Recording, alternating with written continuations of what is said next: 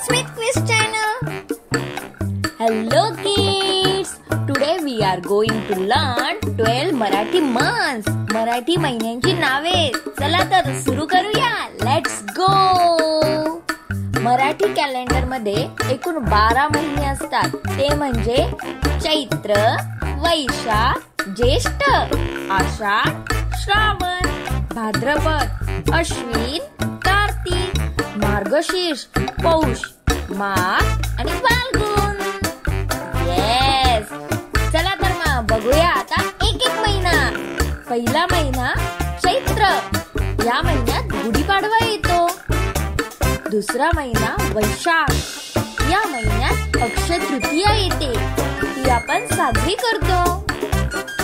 तिसरा महिना ज्येष्ठ.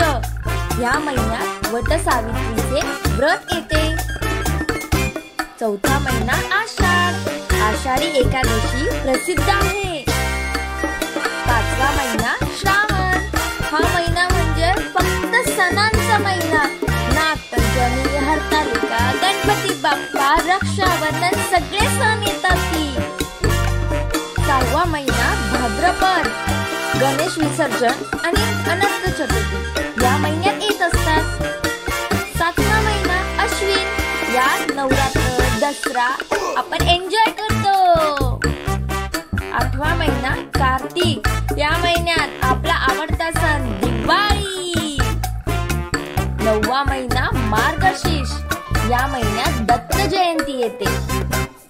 दहावा महिना पौष. या महिन्यात थंडीचे दिवस असतात. 11वा महिना माघ. या महिन्यात गणेश जयंती येते. आणि लास्ट 12वा महिना फाल्गुन. या महिन्यात होळी, रंगपंचमी साजरी करतात. चला तर मग परत एकदा पटकन 12 महिने बोलूया. चला तर मग माझ्यासोबत तुम्ही पण बोला. चैत्र, वैशाख, ज्येष्ठ, आषाढ, श्रावण, भाद्रपद, अश्विन, कार्तिक, मार्गशीर्ष, पौष, माघ, फाल्गुन. वाव. आता तुम्हाला सगळे 12 महिने मराठी महिने आठवलेत ना?